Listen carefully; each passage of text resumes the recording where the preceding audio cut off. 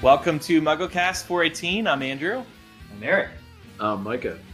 And I'm Pat. And we're joined by Pat, my boyfriend this week. Look at this, we're all together though. Mike is here in Chicago. Well, you're looking at me like this is news to you or something. No, it's just I don't normally see you sitting right in front of me. Is this the face you always make when I say, hey, Micah? Yeah, always. So, Micah, why are you... Well, I guess you don't want to talk about that, but Micah was in town for work. That's what we could say. Okay, yeah, good. We just posted a picture of you, though. It kind of reveals your job. Oh. Should we worry about that? No. Okay. It's gone in, 24 hours? Everybody quick, go log on. By the time they hear this podcast, yeah, the photo will be gone. That's true. Story. That's true. So you're here. We're at my place. Very nice place, by the way. Oh, thank you. Thank you. You like all my Harry Potter stuff? All your Bruce stuff. Yes. Shh, we just pretend it's all your Harry family. Potter. Yes, my family. I walk in and the first thing you say is, look up on the wall over here to your left. It's pictures of my family, and I'm expecting to see like your mom, your sister, your nephew. It's all Bruce. No comment. Brooklyn couldn't be more excited to see me. I think he's asleep. Yeah, he is asleep. That was Pat and I. We lulled him to sleep. We were sort of petting him very gently. Yeah, before recording. So we thought, obviously Laura's not here, but we thought... Oh, I thought that was going to be the big surprise. Laura's gone 2 weeks now. She's actually fired. No. And we're off next week. We are off next week. So it'll be like a month without her. Yeah, Laura's got a nice break, doesn't she? But so we wanted to record together because it doesn't happen too often where we're actually all together, or at least the majority of us. So we aren't going to do chapter by chapter this week. We're going to talk about Wizarding World Digital, a new website and potentially paid service that is going to be launching in the months ahead. And obviously it's already caused controversy, so we wanted to talk about it. Eric's got strong feelings. Yes. Yeah, did you read that article? I did. Oh, yeah. Like in the Uber over? Or? No, like when you wrote it. Oh. That's all the support. Yeah. Being a good friend. No, I was joking about the document. But yeah, anyway, I do have strong feelings about it. Yeah, well, so we'll talk about that. And I mean, the site is already launched, and I think it brings up interesting questions about what lies ahead for the Wizarding World franchise and the fans and what we would actually want out of a paid service. So wizardingworld.com is live now. We kind of spoke about this last week. Parts of Pottermore have moved over. The Sorting Hat, the Patronus quiz, what other quizzes? I guess the Ilvermorny quiz are now on wizardingworld.com because we all now get wizarding passports. And what you do when you go to wizardingworld.com, you can connect your Pottermore accounts and get all that information carried over. I did that, I thought. It only had my house. It didn't have my wand, so I had to take the wand quiz again, and it didn't have my Patronus. Maybe that was with a different Pottermore account. I don't know. Yeah, that's possible. But you get this passport, and the passport, we don't really know what it does yet. I mean, it's like a JPEG, right? It's like a square JPEG that says I am, and it lists 4 attributes that are in total who you are as a Harry Potter fan. And it's colored your Hogwarts house. Hogwarts house. Yeah. Which is Gryffindor, by the way, now. I'm back to... yeah, so tell us about this. So you were talking about you can sign in with your Pottermore account, but I guess I missed it, or I went to wizardingworld.com, and I saw there was a sign-in button, but I thought that's if you have a Wizarding World account. What I need is to create a Wizarding World account from my Pottermore account. So I clicked Create New, and I guess I missed where you just hook up your Pottermore. So I took the sorting quiz again, and I had to. And I was surprised to get Gryffindor. Yeah. After years of being in the wild. Yeah. As a puff. See, this just proves that they sort too early, like they always said. How about that? What do you think of that, Eric? Maybe that you did sort too early, and now... I was reading too much into it. I was like, oh, am I like just bolder than I used? Like when I took the Pottermore quiz for Hufflepuff probably 6 or 7 years ago, and I was like, was I just like going through a timid phase? Like, what's going on? But people were very upset when I posted on social media that I'm back to being a Gryffindor because they were very happy to count me among their ranks. Oh, Hufflepuffs, yeah. So I've actually declared that I'm going to do like I split my days, like Wednesdays, Thursdays, Fridays. I'll be a Hufflepuff, Monday, Tuesday. So yeah, it'll work out. But so today's Saturday. So what are you today? The House of Awesome, I guess. With you guys. Yes. We're all the House of Awesome when we do our recordings. The red shirt would suggest. MuggleCast made this shirt. We've yet to do a yellow shirt for MuggleCast. Yeah, I guess we have. So that's one issue with this. So some people like you were asked to take the Hogwarts house test again. I wasn't. Pat, you got the house. Your house was already connected, right? Yeah, everything from Pottermore went over perfectly fine for me. Your wand. And you just did it, Micah. Same thing. Yeah, no issues. Everything came over. Except I didn't know how to create the passport. Right. Eric had to do that. Micah was like an old man 10 minutes ago, being like, how do I operate this The thing? social media guru over here asked me how to do it. I'm happy to help. Well, and like Eric, a lot of people took the quiz and got different results. And this happened the last time Pottermore relaunched the Sorting Hat quiz. Yeah. And we spoke about this a while back. The original house quiz was tied to a house competition on Pottermore.com. I theorized, I think other people did too, but I wrote an article about it on Hypable, so I'll take credit for it. Yeah. That they were you weren't getting your real house on that original Sorting Hat quiz because they wanted the houses to all have an equal number of students. There's no way it just happened to work out where all 4 houses were basically balanced on Pottermore.com. No way. So they released this new Sorting Hat quiz where no point system is tied to it, no competition is tied to it. Then people started getting different results. Yeah, because they weren't trying to balance out the 4 houses. Now there's this, you could argue, third Sorting Hat quiz. Mm-hmm. I think it's the same. Was it the same one? Did it seem like the same one to you? It reminded me a lot. It was very similar. Some of the same questions. What I did as soon as I got Gryffindor again, I went to this quotev.com. I Googled it because I knew that some other websites, some third party, on original Pottermore, pulled all their questions to do like a sorting quiz that was like authentic. Once Pottermore first replaced their original one, somebody went back and got all the questions and mined them. Mm-hmm. So there's this place, Quotev, where if you just Google original Pottermore sorting quiz, you can take the sorting quiz. It's not Flash, but they have little screenshots of all the little Flash screens and stuff that makes me really like nostalgic about like, do you choose forest or river? Or yeah. The other. Weird ads on it. It's a bit weird ads, actually. Anyway, it's a jeweler's store. Anyway, if you take this, but I took this and then I got Ravenclaw. Yeah. Which I have never in my life been sorted on Ravenclaw. So I don't know what, I think what this means might take away this whole sorting thing, having to redo it again. You're the house that you feel you are in your heart. Yeah. Well, I just feel like this better be the last time that they try to push us around to different quizzes or different websites. Like, this is it. Keep us here. Because a lot of money rides on this Hogwarts house stuff. I mean, we all buy the merchandise. Yeah. And if you spend, it's not out of the realm of possibility for somebody to spend hundreds of dollars on house stuff. Absolutely. With all the stuff that they sell today, Vans shoes were just announced, bed sheets, probably paint is around the corner, wall paint, get Gryffindor red wall paint. I mean, and then, so if you get all this stuff, assuming you're a Gryffindor because of one Pottermore quiz, then you take another Pottermore quiz, and it tells you you're another house.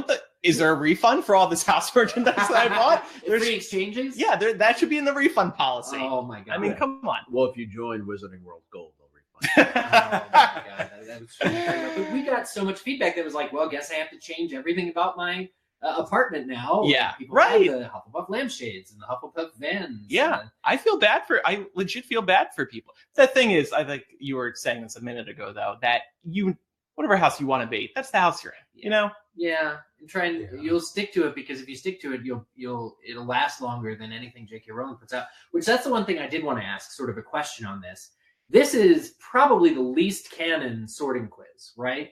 That you could possibly do, because it's WizardingWorld.com. It's a partnership between Warner Brothers and Pottermore. Mm-hmm. That's not J.K. Rowling. Like the first Pottermore quiz, that was J.K. Rowling. She's like, I came up with this. It's on her site. You live here now.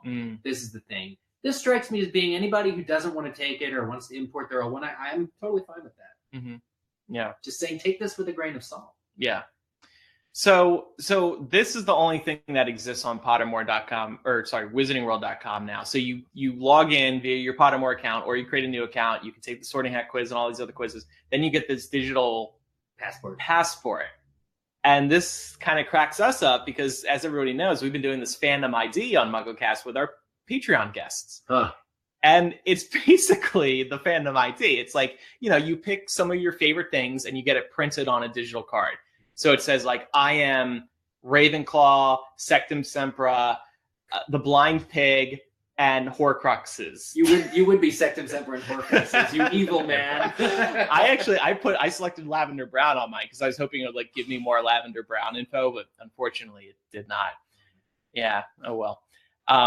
So any thoughts on this Wizarding Passport? What do I do with it?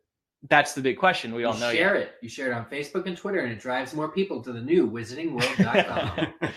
So the thing about it that I was like a little upset with is I wish you were able to type in what you wanted, but instead the website just gives you a list of characters. Mm-hmm. So the chance of your character, your favorite one, not being on it, I mean, is small, but there are enough characters in the book series that your favorite might not be in the list. So then you just have to settle for someone else. Right. Yeah, Pat and I were both saying we both wanted Florian Fortescue's ice cream parlor as our favorite place in the Wizarding World. And it wasn't on the list. Yeah. So my thinking with this is that Wizardingworld.com, they're talking about how this is like the future of the Wizarding World franchise. I think they're putting their ducks in the row for what lies ahead in terms of products that they're making and stuff. My hope is that the Wizarding Passport is going to be your one login for everything Wizarding World. Pottermore, Harry Potter Hogwarts Mystery, Harry Potter Wizards Unite. And what I'm praying for is that now that we have our Wizarding Passport with our Hogwarts house, whenever we log in to say Wizards Unite, it will automatically know our Hogwarts house. We're not going to have to take a quiz again. It's just our house is carried with us wherever we go. I don't know what else, though, there could be. Like, maybe you connect your Wizarding Passport to your ticket at Universal, and they know what, there's some cool things they could potentially do. Sorting live experiences. Right. I think there is like an upward like limit to what they could do. Mm-hmm. I think this is very much setting the board for the future. They only announced WizardingWorld.com like a week ago, right? 2 weeks ago. There was news on last MuggleCast, and now it's live. Right. I got to say, the one thing I never thought would leave Pottermore, though, is the sorting quiz. Yeah. I mean, that's why we were all excited about it originally. Well, they were talking about listicles leaving, and I'm like, good riddance. Like, that's totally fine. Same. To take the sorting quiz, you just, like, gutted Pottermore. Mm-hmm. Has anybody gone on Pottermore since the Wizarding World has launched? Like, I haven't gone on Pottermore since you couldn't go through the story anymore. Oh, okay. Well, I mean, I'm just saying, I hope they're all right. Like, if it still loads, like, it loads. They added a new link at the top for J.K. Rowling's writing. So maybe that's a hint of where it's going. Like, J.K. Rowling's writing is going to remain on Pottermore. Yeah. But Wizarding World, again, it's going to be like, WizardingWorld.com is going to be the portal to everything Wizarding World. Yeah. I don't know. They say a lot more is coming soon. Yeah. But then, so now let's talk about the drama, Wizarding World Gold. Now, Eric, MuggleNet had gotten marketing materials promoting. Somehow they got... Somehow. Do you know the truth? You don't have to tell us. No. Genuinely, I don't know how this came about. I was very surprised to see the article listed as an exclusive. That was something that MuggleNet got, which is great. Mm-hmm. Good for us occasionally, for when we can. Now J.K. Rowling hates you. But Now there's a big target on our head. But no, and it's this news that they are considering, among other things, a paid premium tier service. So Harry Potter fans will be able to pay. Now there's no price point associated with this, but there will be, I assume monthly, but a subscription to get premium access. And some of the details that MuggleNet did receive exclusively were things like priority access to tickets to Cursed Child, special gatherings in the existing Wizarding World theme parks, and a couple others. It says experience upcoming games, exclusive offers at real life Wizarding World locations, plus so much more. Yeah, and like a contest that you can enter to basically win cool exclusives, I guess, either from the set of the Wizarding World. I don't know. It rubbed me kind of the wrong way. Yeah.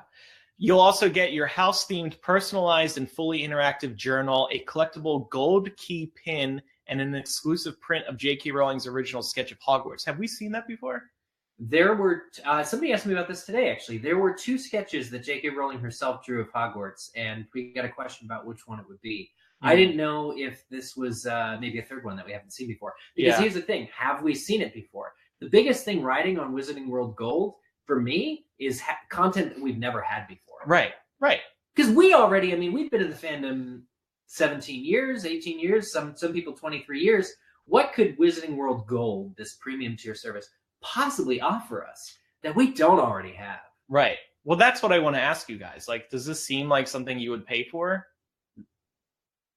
No. If it was less than $20 a month, maybe. Oh my! It can't be $20. I know it won't. Nobody could afford. Or if they're not going to do it because WB's involved with it. But if they were to say that all the proceeds are going to go towards some sort of charity or something, like everything, Lumos, maybe. Right? That like because Jo does that for all of her stuff now. Basically, it all goes towards something. So if they were to say that all the proceeds from this were going to go towards something, I might be a little more inclined. But otherwise, no. They're coming for us too, you guys. Additional features include an original video and podcast series. But nobody wants to pay for podcasts unless you just want to pay for the extra content. Right. And nobody wants an officially sanctioned podcast where you can't talk crap about wizardingworld.com like we are right now. What's the fun? It would be like the Pottermore Insider podcast. It would be like, well, some news came out. We may or may not be able to confirm that this occurred. Yeah. I can't say anything negative. Yeah. The big news that came out of the announcement originally, though, was that no jobs were lost at Pottermore. So they have actually just sort of reshifted things. But it's just so early and it's so shocking. I just do want to point out, you guys mentioned I wrote an article. I wrote an article saying it's the wrong time to monetize the Harry Potter fandom, and just talking about, a couple of key concepts, things that came to mind right away. I actually got angrier the more I was researching and writing it.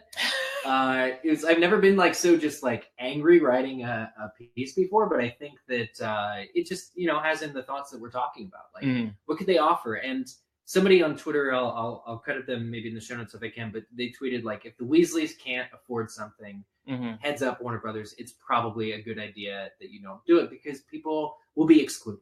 And people will ultimately not be able to justify the payment, even if they're big Harry Potter fans. It creates a situation of haves and have-nots. I mean, I'll play a little bit of devil's advocate to that, just in the sense that not everybody has the ability to go see Cursed Child to begin with. Not everybody has the ability to go to Orlando, to go to the Wizarding World. Not everybody has the ability to go to London, to go to the studio tour.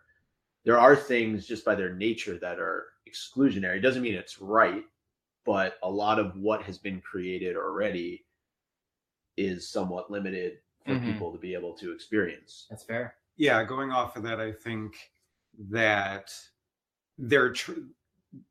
they know that those things are exclusive, so they're trying to use this to bring in all of those people that can't go to London or go to Florida, all that. Oh, yeah, that's true. The selling points that they have right now, priority access to Cursed Child, you can get Cursed Child tickets.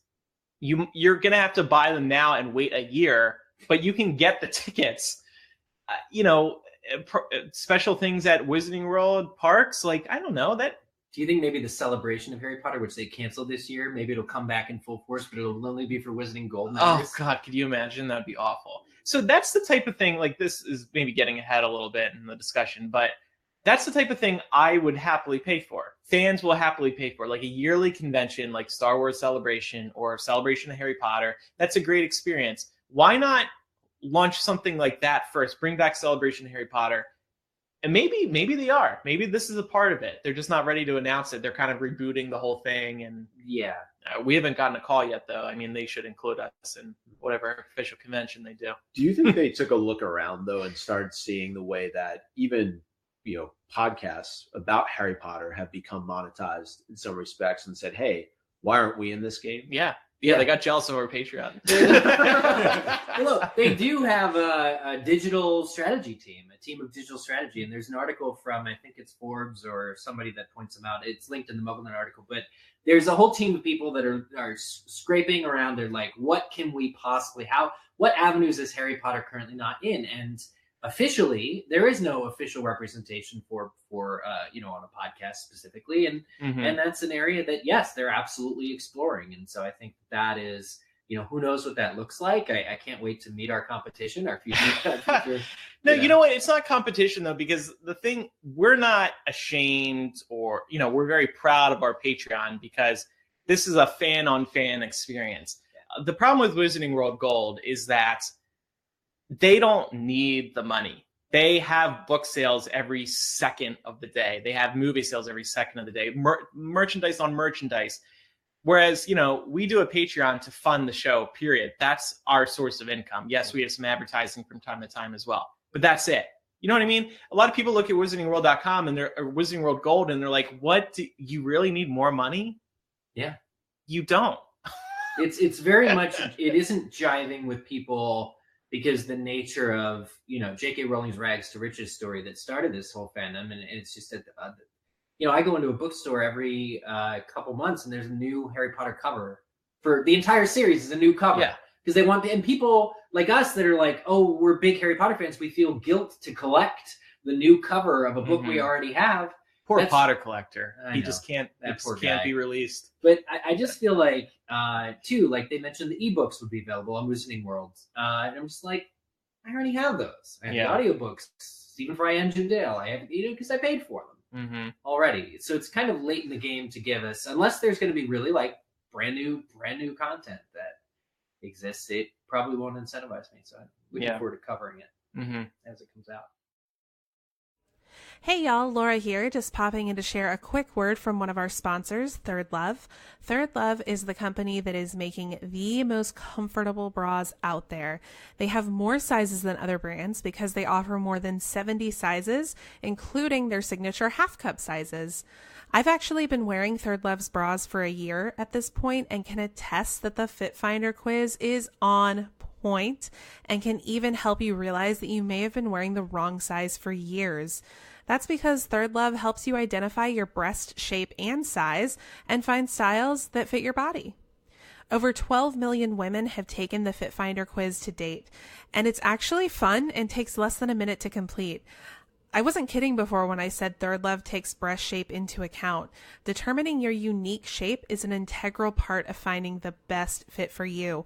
And if all else fails, Third Love's team of expert fit stylists are dedicated to helping you find your perfect fit.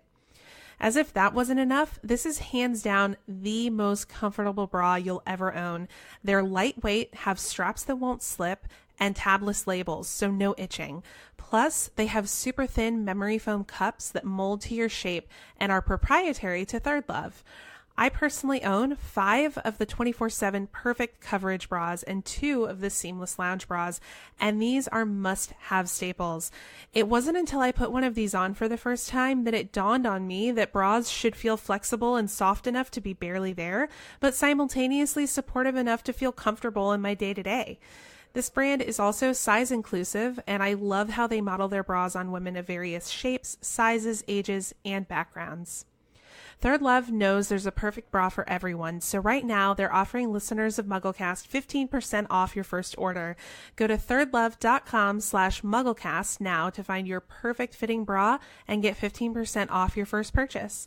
That's thirdlove.com/MuggleCast for 15% off today. And now, back to the show.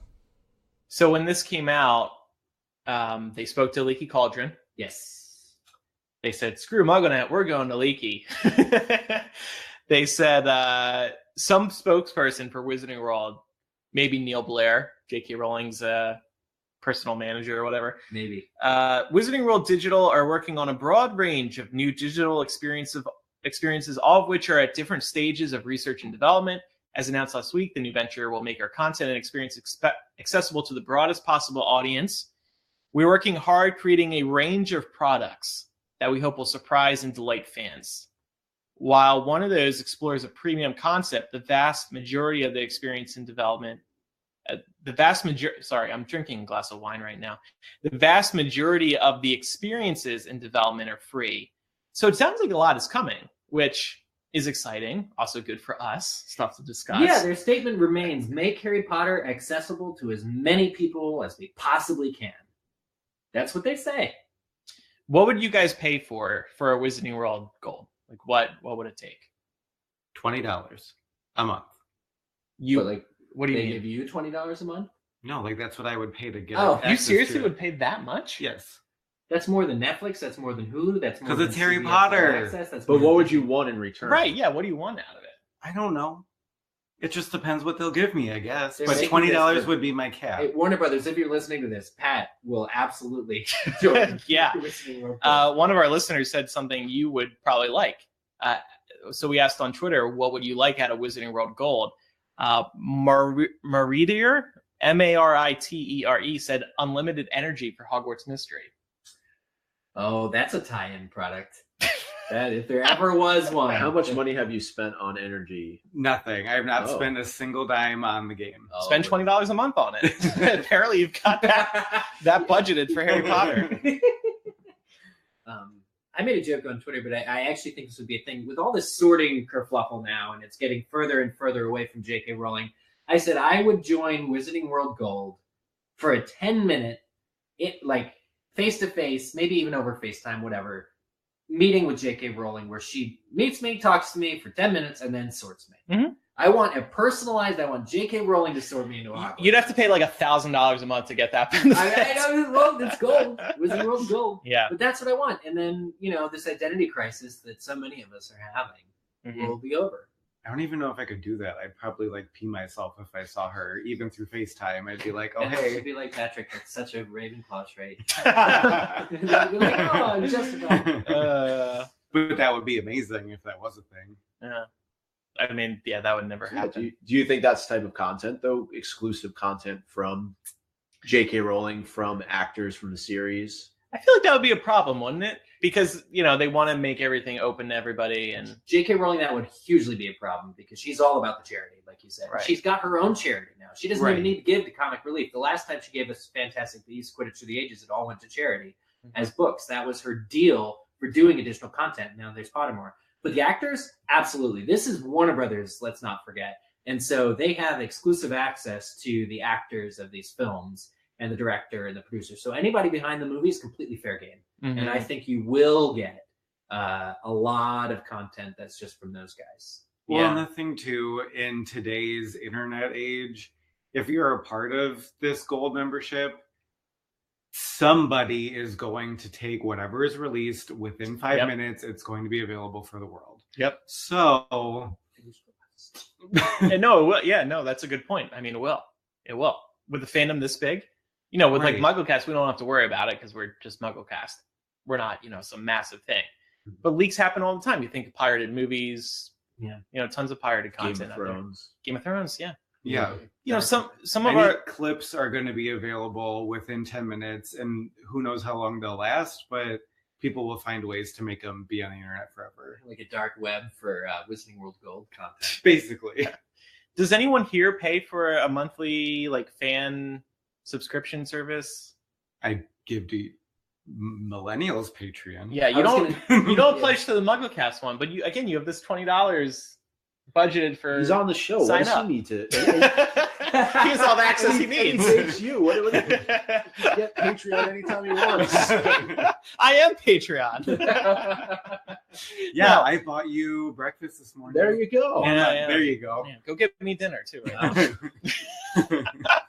No. Besides supporting other patrons and myself too, I think that's about it. Well, because I'm thinking like Disney, they have a club called D23, and it's like a quarterly magazine. They have special events in the parks. I'm not a member, so I don't know what else you really get. You might get like a physical item every year. I think they just have one. It was like like yesterday. It was like an exclusive after hours event in the park. Free popcorn, free ice cream. Right. And So I guess that could be something Wizarding World Gold does. You after hours event at the Wizarding World, but in addition to paying for Wizarding World Gold, you're gonna have to get yourself down to Universal and a hotel. And then again, we've been doing after hours events at the Wizarding World for 9 years. right. The first one, Infinitus 2010, they offered us that. And I we've been in could the see park them after putting a hours. total kibosh to all that though, and make it so that you have to pay. You know what? To get that. Yeah. I think they have. Mhm. Because I think some fan conventions have tried to do these after-hour events, and Universal did put the kibosh on it. You can still pay for Diagon Alley. I think it's $50,000 a night for a corporate event. You can host corporate events. there. But like the fan conventions, fans, like yeah. LeakyCon or Nobody has that kind of money. MuggleNet. Yeah. Do you think it'll be tiered? I don't know. Wizarding World Gold, Like, Wizarding what- World Sapphire. What do we think it's realistically going to cost every month? You think $20? I think it'll probably be more than that. It'll That- be like 100. No way. Well, maybe $100 a year. Right. A month? Are you crazy? I don't know. You They're- never know with WB involved. They're not going to do more than Disney Plus's price point. They can't. They Yeah. could never survive. Disney Plus is offering literally everything Disney Plus is offering Mhm. for $7.99 a month. But you're not going to get Less. exclusive content on Disney Plus, like that kind of thing. Well, like, all the new- all This the is being Avengers said, like series, you're right? going to get the extra content and all that kind of stuff. Where Disney Plus, half of it already exists. I mean, a lot of it, yeah, there are going to be special shows and everything. But if they're only going to charge $10 a month or something for Wizarding Gold, I don't know. I think they might charge yearly, not monthly. If it's anything, because I think like the Disney one, I feel like that, not Disney Plus, but D23, I feel like that's monthly, or sorry, yearly. So, I think we've seen with our Patreon, the sweet spot's $5 a month. Yeah. But I'm going to guess $100 like a year. Andrew, you said this could be a good thing for the fandom. You thought it would really like bridge the gap of the 3-year gap between movies as well. Oh, no. So I don't think it's a good thing for the fandom. I think it's a good thing for their pocketbooks. Okay. Just because I think, are you referring to in the Facebook group? I think I said Yeah, something. I think I saw a comment, but I thought you two, like, definitely people were speculating about, does this mean a Harry Potter TV show is coming? Like, will there be more in between film stuff that the Wizarding World Gold gives us access to? See, I feel like, so if they put an exclusive Harry Potter fictional TV show on here, that would be incredible, of course. Takes my money. But would they really stick just one show on a platform? Because Warner Brothers is working on their own streamer, so I feel like that, That's a would good be it. Yeah. So yeah, because a couple of listeners did say maybe it will be that, maybe it will be a TV show or something, but I don't know. I don't think so. I think, yeah, that would be on the WB streaming service before Mhm. anything exclusively on here. Which you have to pay for as well, right? Which, yeah, Right, would have you got to to pay for that as well. So, yeah, I don't know. And nothing for free.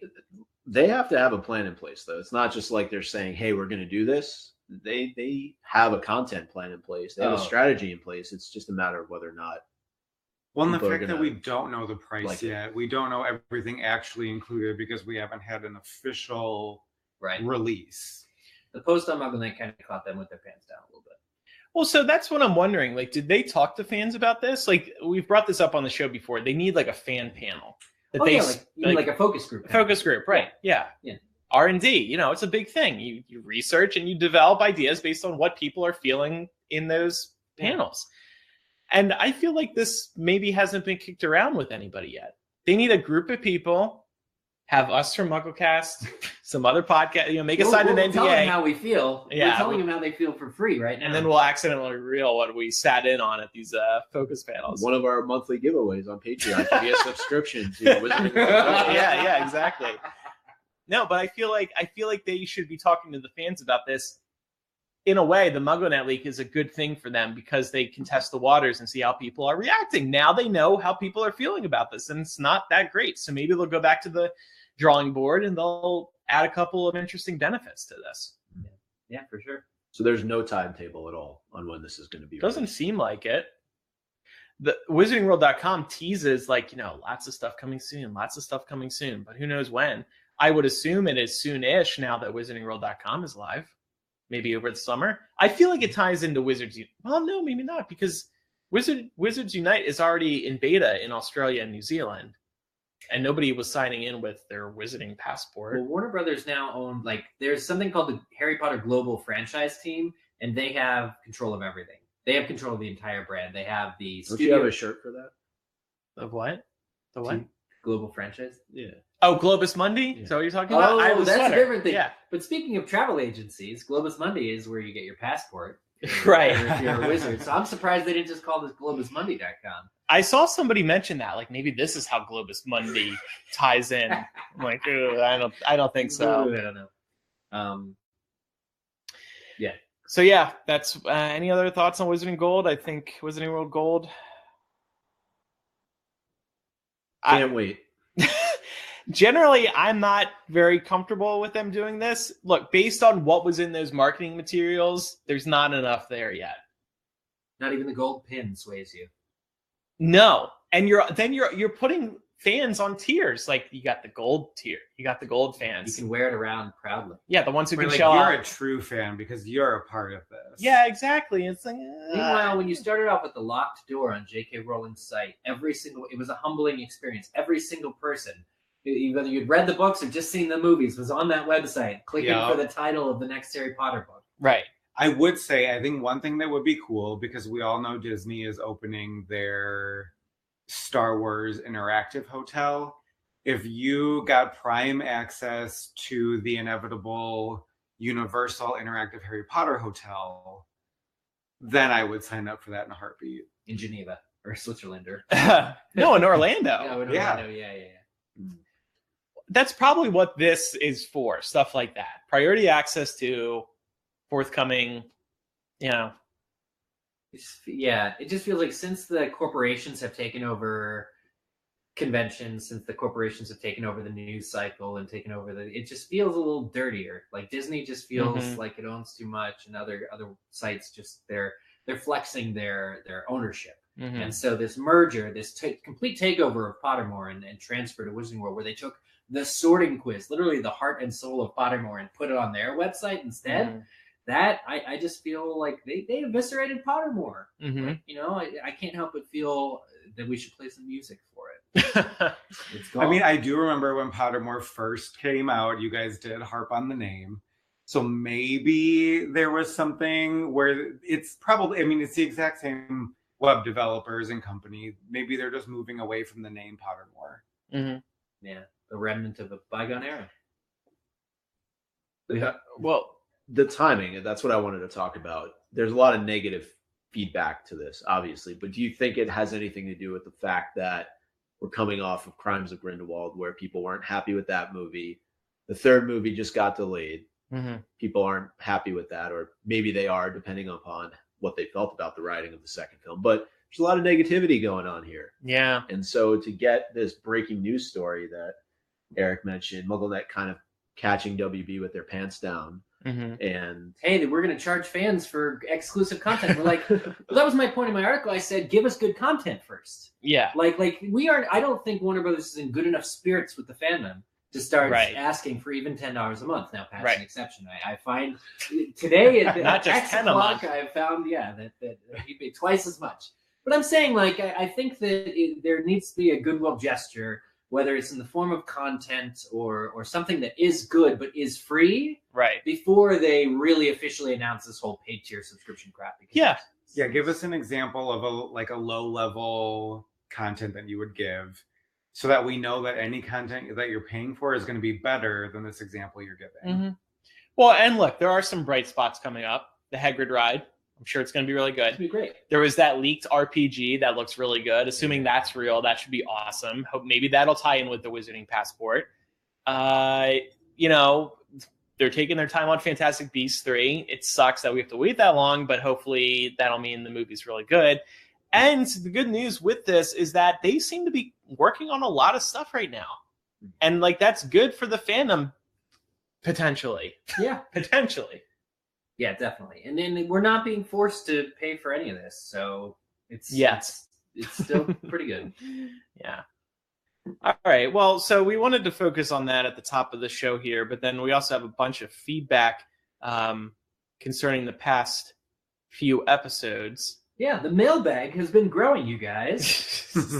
I'm happy to lead too and just kind of read the emails. Read these off. Well, we can go back and forth or whatever, but we actually had a question. I know we get this often, but I actually didn't even know the answer to it. But Eleanor, sorry, let me write this in. Yeah, it's Eleanor. Yeah, Eleanor M sent in an email to us, and it was mostly in defense of Snape, so I'm not going to read it.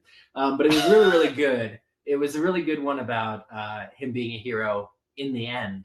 But she asked us at the end of it, any chance of a WhatsApp number or similar for non-U.S. listeners to send in voicemails?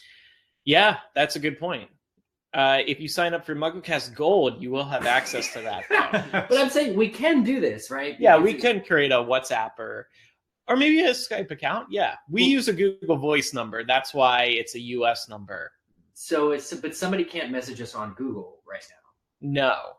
Oh. Well, I mean, anybody around the world could call it. You're just gonna be paying For the local number, for like the US to number. call international. Okay, yeah. that's what I had, because when we used to run off Skype, if you had a Skype account, you could Right. just, and everybody worldwide can have a free Skype account. Yeah. So that was my question. Yeah. So with Google Voice, it is very specifically, it's...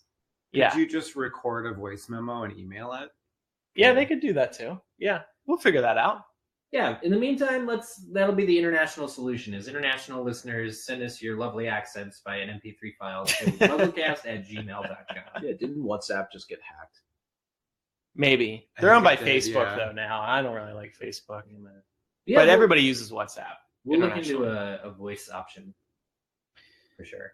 And next we got an actual where they listen to MuggleCast update from Ryan N. He replied, like your listener who listens during mass spec stuff, that's shorthand, mass spectrometer. We had that listener write in earlier. Ryan says, I also sometimes listen while doing science. I do theoretical physics, which at times involves coding big calculations impossible for humans to do by hand. It's nice to have something to keep me entertained while working. In this image, there has to be a way to like pull it up on the phone more, but he's got like data graphs, and it looks really, really impressive. We love hearing how y'all listen to us wherever you are, because everybody's got a different scenario. Yeah, for sure. Did we want to dip our foot into politics here? Oh boy. Why not? Oh, We're okay. drinking. Michael, what are you drinking? I'm drinking a Simpler Times lager beer, courtesy of Trader Joe's. Simpler times before premium fandom experiences That's right. were in our lives. Okay, well, this email, first one, comes from Anois. And she says, Hi, MuggleCast. I'm frustrated with myself for being 3 months behind on MuggleCast because I definitely have something to say. I was just listening to episode 404, and I was thinking I should thank you for using your platform to speak truth to political issues. I was thinking about dropping a line to ask if you had ever received criticism for doing so. Yes. Then the very next episode, you recounted that someone complained. You've probably seen this research before, but I was reminded of a 2014 study that found correlations between reading the Harry Potter series and reduced prejudice among readership. I firmly believe that your commentary is fulfilling J.K. Rowling's intention for the morality she wished to teach children. For me, it's not about Trump. It's about the shared opportunity we had as a community of fans to learn from the series and be better humans, albeit muggles. You all are continuing that work by having discussions that investigate the moral lessons on display in the Wizarding world. It makes me proud to be a listener and a patron. Please don't stop. Well, thank you, Anais. Anois. Yeah, I have heard. Like geese. Ah, That's yeah, what it it says says. it right there. Duh. Again, this wine. It's really getting to me. Keep drinking. Costco wine, Trader Joe's beer. We got all the cheap alcohol tonight. Nothing premium. Anyway, yeah, I've seen these studies as well before about how Harry Potter, there's a link between Harry Potter and reduced prejudice because of the lessons that J.K. Rowling teaches in these books. I mean, Yeah, it makes you more empathetic of a person because you have the ability to see all sides of An issue. a situation. Yeah. Mm-hmm. Yeah, and I think, we haven't quite discussed on this podcast before about the future of chapter by chapter, but I have a feeling, since we never finished book 5, that may be on the radar. And book 5 is really the book where Harry goes up directly against the government. So I don't think politics is going completely away from this show. That said, we know that some people who have different points of view don't love when we dive into that. So we're keeping that in mind as well. Yeah, definitely for sure. We love all of you. It doesn't matter. It's true. That's the lesson, though, isn't it? Ah, yes, Micah. Tolerance, empathy, that Yes. whole thing. Tolerance of all. Do you want to read the? Sure. Next email comes from Danny Rue, all the way from New Zealand, about Rita's book. Say, hey team. While finishing my 6th reread of the series, I came to a realization. In the first book, Fantastic Beasts and Where to Find Them is introduced, and in the last book, The Life and Lies of Albus Dumbledore by Rita Skeeter is introduced. It is written that The Life and Lies will go into detail about Dumbledore's past and on the relationship between Dumbledore and Grindelwald. This made me relate the movie adaptation of Fantastic Beasts to Rita Skeeter's book, and I find it interesting that two books from opposite ends of the Potter series intertwine in the movie adaptations of Fantastic Beasts. Perhaps The Life and Lies would have done well as its own movie adaptation. I would love to hear everyone's thoughts on the matter. I've been a big fan of the show for 3 years, not very long, but considering I'm 17, it's a decent amount of time for me. I always listen to MuggleCast while doing my schoolwork, and it makes it much more interesting. Don't worry, I'm an arts student, so I spend most of my days drawing. I'm not missing out on any lectures. Nice. And again, that's from Danny in Thanks, New Zealand. Danny. That is such a good point. How cool, how hyped would we have all been if we had learned that J.K. Rowling was adapting The Life and Lies of Albus Dumbledore? Yeah, we'd have exclusively gay Albus content. No, but so Fantastic Beasts when we started, there's plenty of episodes of MuggleCast on this where we were like, okay, cool, we're into it, but where could this go for 3 or 5 movies? And then as information started coming out about the first Fantastic Beasts movie, we realized, okay, yes, it's about Dumbledore, kind of. And then by Fantastic Beasts 2, we were like, oh, it's all about Dumbledore. Yeah. Now it seems like that's, it's all about Dumbledore and Grindelwald, and Newt and company might, are going to be pushed to the wings. So Life and Lies of Albus Dumbledore, my God, that would have been so intriguing for people, I think.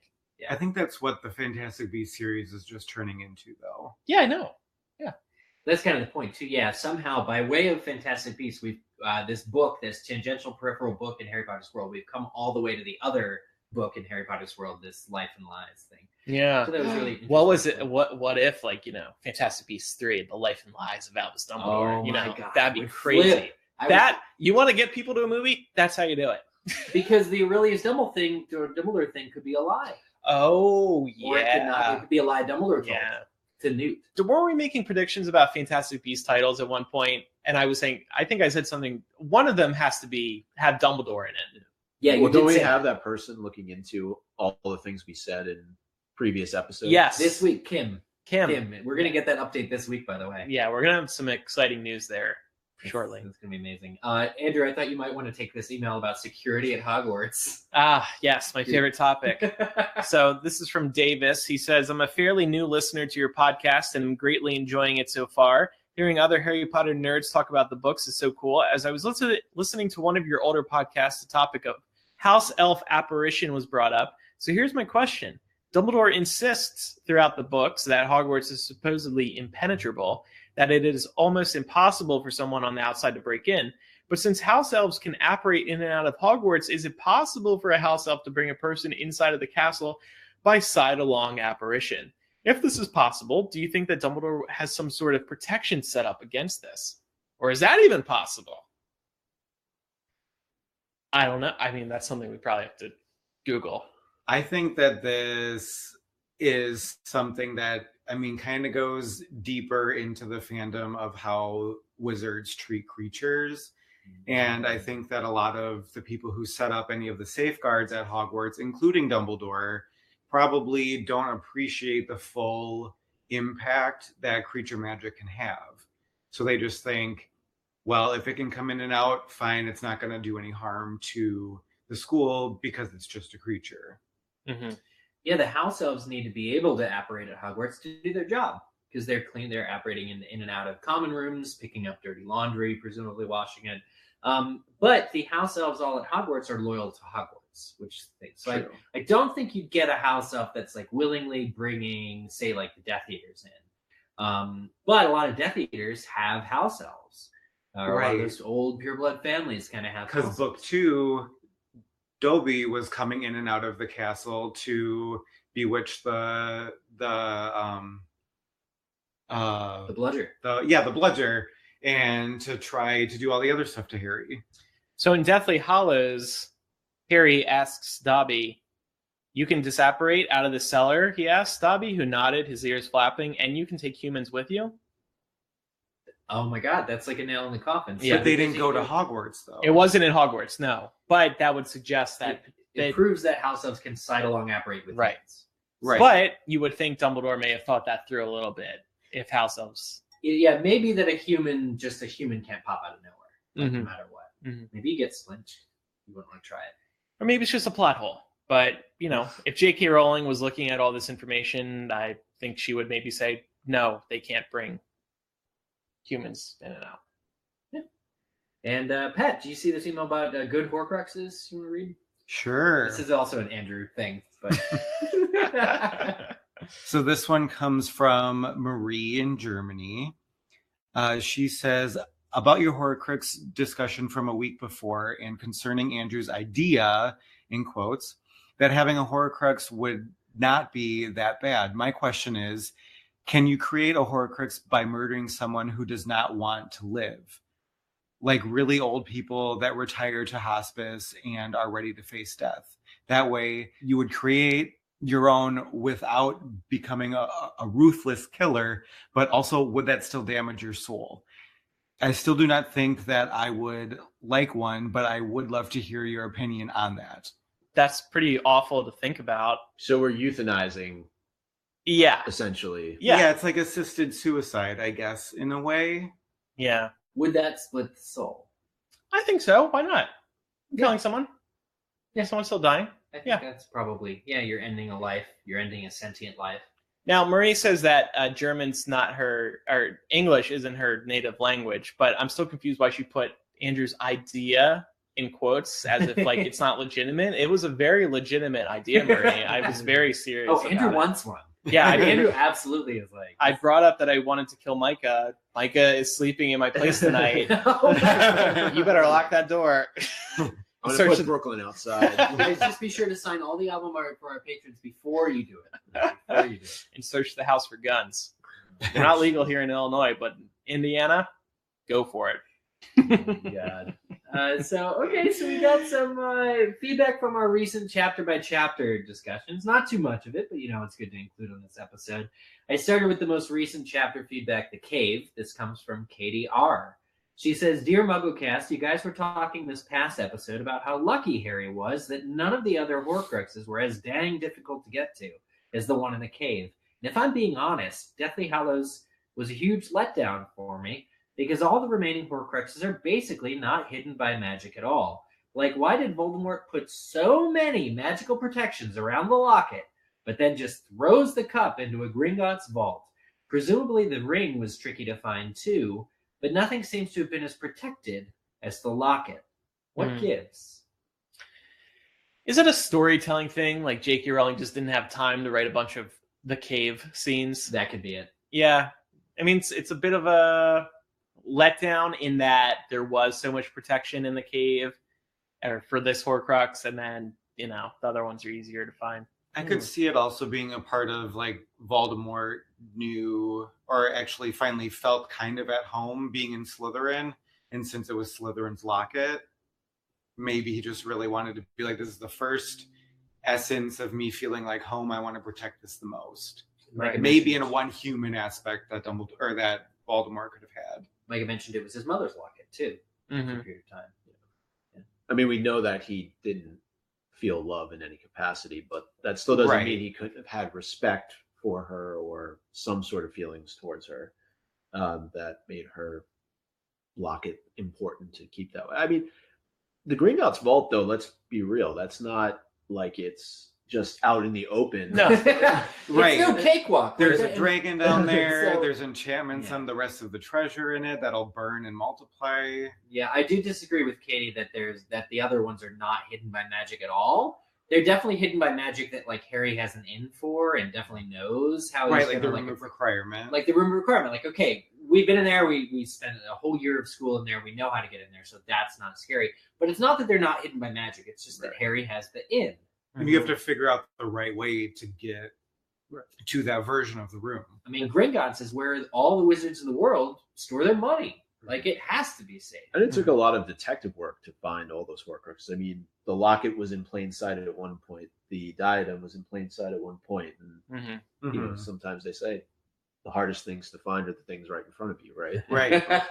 And like the diary was just sitting in Malfoy's house forever until he finally like snuck it to Ginny. where, I mean, he didn't even know that it was a Horcrux, so Mm-hmm. that could have ended up at a Goodwill somewhere in all reality. Yeah. Check your local Goodwills, everybody. Best place to hide a Horcrux. Andrew, do you want to read this one from Monica G? Sure. I actually found out about this podcast while trying to find something to listen to at work earlier this year. Just stumbled upon it in my recommended list. The graphic art just caught my eye. We love hearing that because that was one of our goals with our new album art. I just finished listening to your recent podcast about the cave, and I have some thoughts about Dumbledore and his fate. There's this term called surge when describing terminally ill patients, where they have this surge of energy and essentially get a lot better before they get a lot worse, typically signaling that death is approaching. The scene that describes Dumbledore as being calm and then jumping into the water to perform this perfect breaststroke made me think about this. He knows he will have to die, a terminal fate. But to your point about comparing it to an adrenaline rush, I think it just heightens his knowledge and ability to perform this next level magic. After all, we see how effective having a certain mindset can change the performance of an individual, aka Ron and the Felix Felicis. Curious to know what you all think. Thanks for creating this podcast. Y'all are amazing. Thank you, Monica, and welcome to the show. A lot of new listeners this episode. I love hearing from new listeners.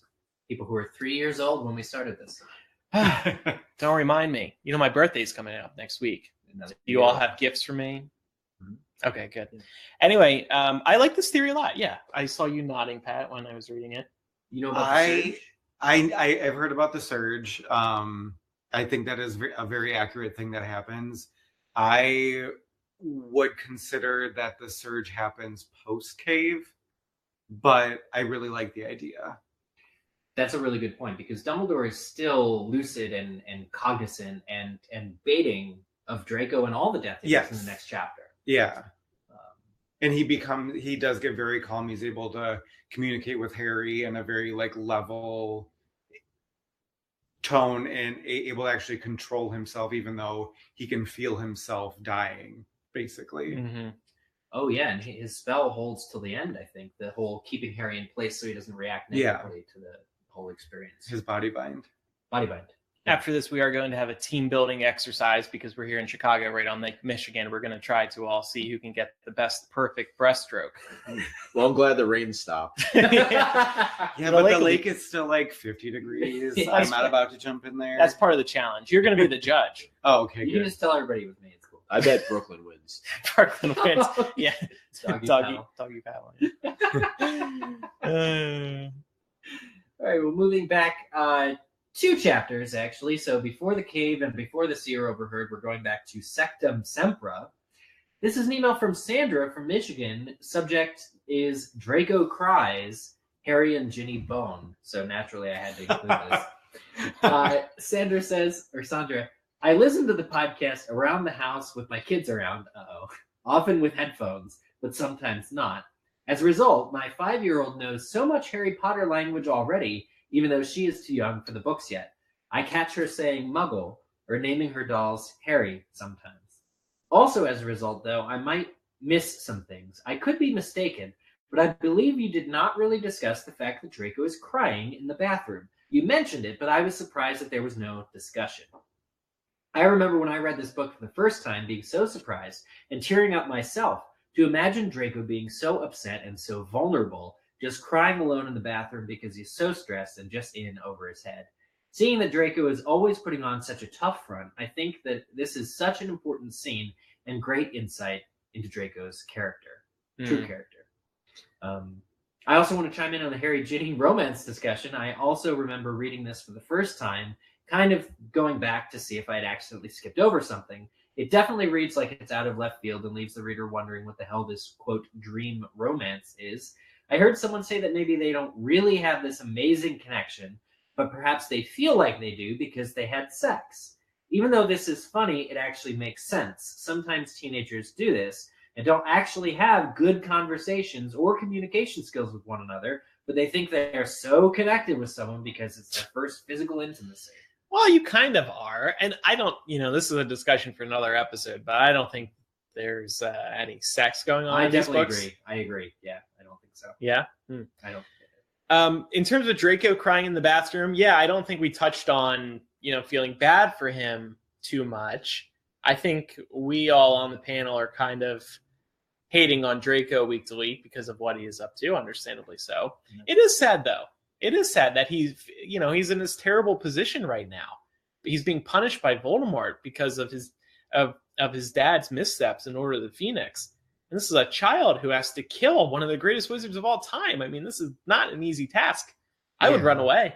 I think a part of it, too, is that the wizarding world is very known to be, like, name-heavy. And the Malfoy name is kind of on the line with Draco. So I think he just has so much pressure from his family. And just knowing that his dad's a major dick, even though he is in jail right now in the series, he's got to get his family's name back in the good graces of the wizarding world. Yeah, that's a good point. He probably was brought up his whole life, like Malfoy name son. Right, and he's the only child, the only Malfoy left that can get their name to be like the royal family again, kind of a thing.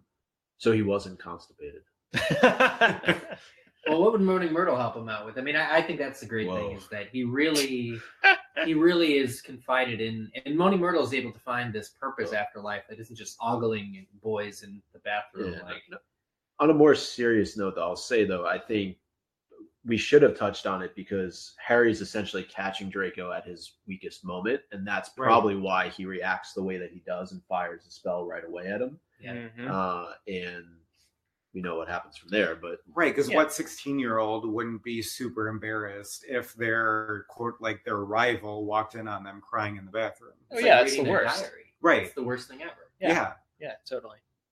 So I just want to say, before, will this be our last email, and then we'll save the next one for bonus MuggleCast? Yes, I think. Okay. Yeah. So Micah, this is a little bit longer, but I thought you might want to touch on it from the Sectumsempra scene. Yeah, it comes from Melissa. She says, "Hi, MuggleCast. As I'm listening to episode 416, you're discussing the seer overheard and are following up on Draco 3 weeks post-accident and everything encompassing the Half-Blood Prince.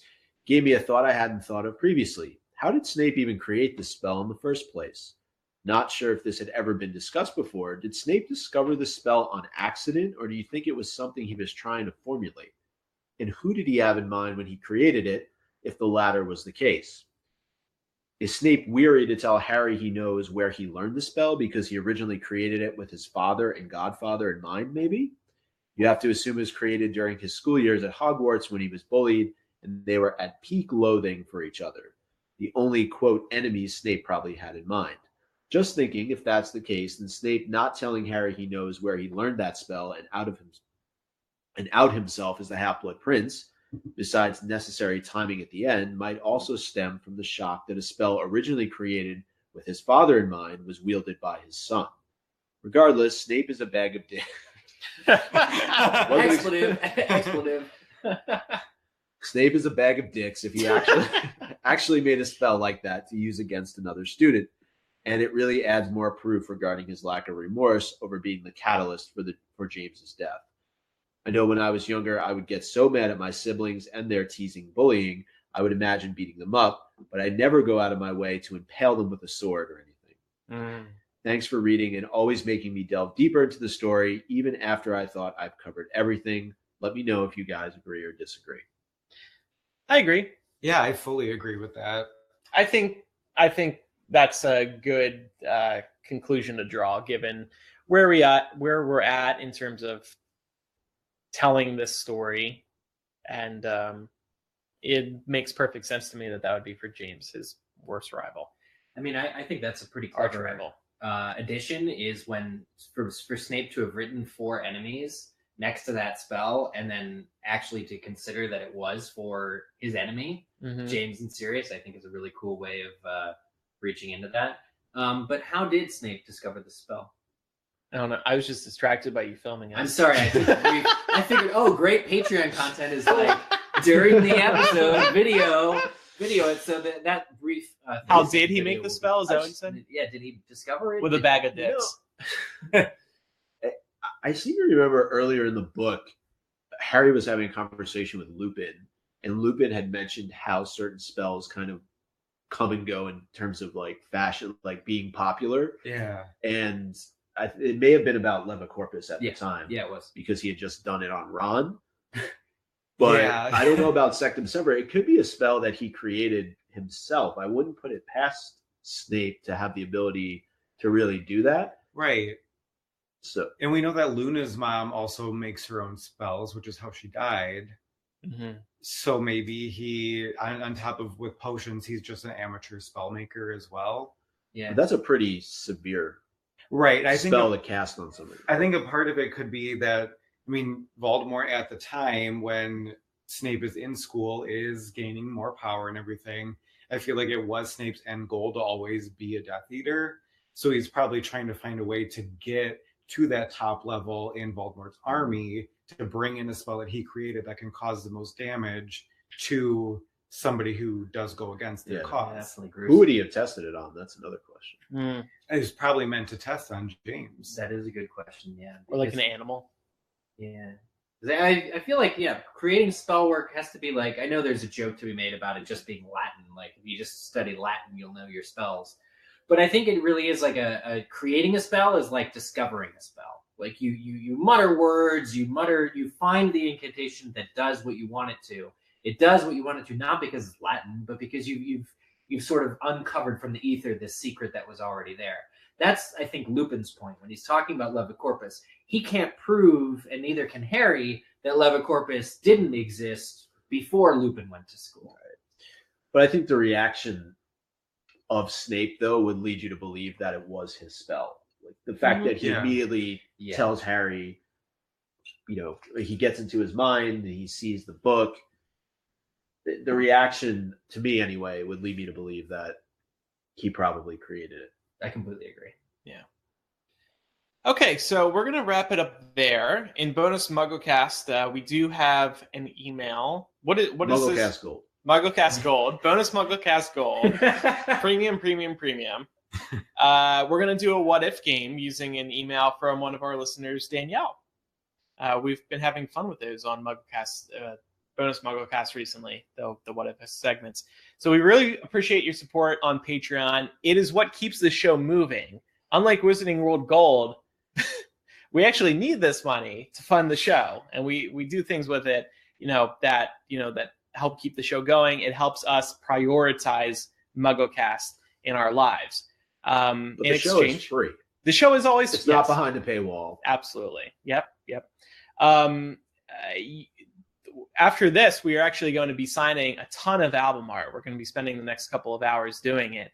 And that is one of the benefits you will receive when you pledge at the Dumbledore's Army level or above. You will have to be a patron for a couple months in order to be eligible to receive it. But this is going to be fun to do because we have this new album art. The album art, we hired an artist to do this thanks to your support. It's just a beautiful circle, the circle of life. We're just putting your money back into this show. So thank you for everybody for supporting us. Could MuggleCast reimburse the wine and the 75-cent Trader Joe's beer that Micah drank today? All $7 incurred in alcohol expense will be reimbursed to the MuggleCast account. Oh, thank God. Thanks, patrons. Time for Quizzitch yet?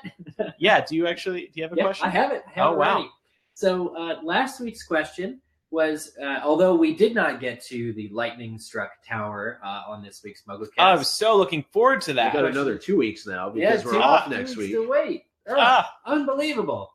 But I'll go ahead and give the answer. The question was, which Death Eater refers to Dumbledore as Dumby? Seems a little weird. The answer was Amicus Caro. So Alecto's husband, Amicus, seems to be a little, gleeful about Dumbledore. He mustn't have liked him very much as a teacher. I would have guessed Bellatrix. That seems like a Bellatrix thing. Yeah. Oh, Dumby. It happens to be Amicus Caro. People who got the correct answer are Izzy Marcantonio, Juliana Coughlin, Sarah A.K. Weensy, Marlena, Lara Catherine, Bluffy Nutters, Casper, Grindy, and Voldy. A Man is Disappointed. Oh. That was formerly A Man Has No Name. Gamer News Radio. Guess he doesn't like Game of Thrones No, that's anymore. Samwise Potter, Super Mandy, Charlie Father of Dragons, Sarah Davis, Tara, Stacy Davis, Mandrake Patronus, and Harry Potterhead 7. So congratulations to everybody. What? Just 7. Horcruxes. The Harry Potter had 7. It says the full bio on Twitter reads Potterhead.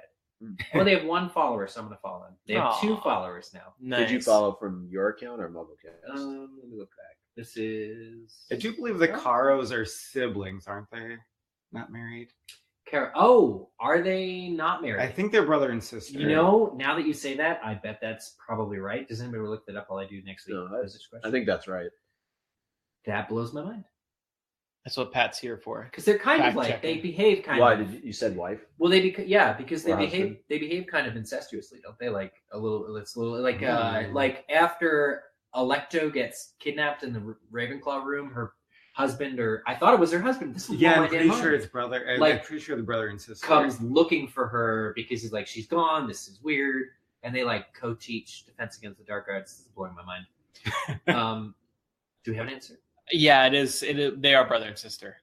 Okay. Electo and Amicus. Yep. Yeah. So clearly they're not married. That's my bad. That's okay. But next week's question is Save everybody from emailing. Since we didn't do a chat, yes, thank you. We always want to cut down on our emails.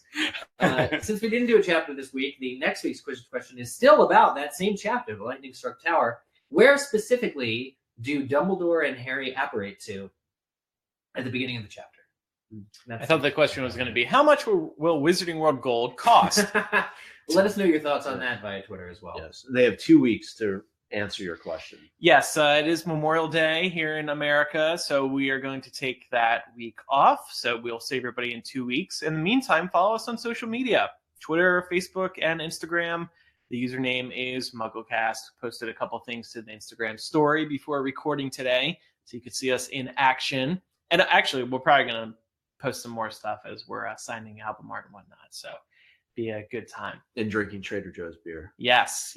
Only the best for you, Micah. Thank you. I said, I'll what can I record buy, Micah? videos of all 3 of them seductively closing an envelope. That's your job. Your job's to put the album art in the envelope. Yeah, but we'll have a video of you guys each licking the envelope.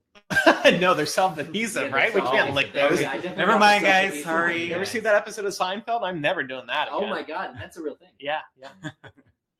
Anyway, so social media, we'd love if you followed us on Instagram in particular, because we just started that. Username is MuggleCast, and you'll get clips from the show, no matter where Our social media magnate Jewel is killing it. Really just killing it over there. Yeah, she's doing a great job. So thanks, everybody. Well, if you want to call us, you can call this number internationally, by the way. You might have to pay, so be careful about that. But the number is 19203-MUGGLE. That's 19203684453. And the P.O. Box, MuggleCast, P.O. Box, the address is 4044 North Lincoln Avenue, Box 144, here in Chicago, 60618. And then finally, MuggleCast@gmail.com, or use the MuggleCast form, the Contact Us form on the MuggleCast website. Okay. I need more wine. It's too early. I have to pee. All right. Well, thanks everybody for listening. I'm Andrew. I'm Eric. I'm Micah. And I'm Pat. Go team! Woo! We're all high-fiving. Woo! Bye, everybody. Bye.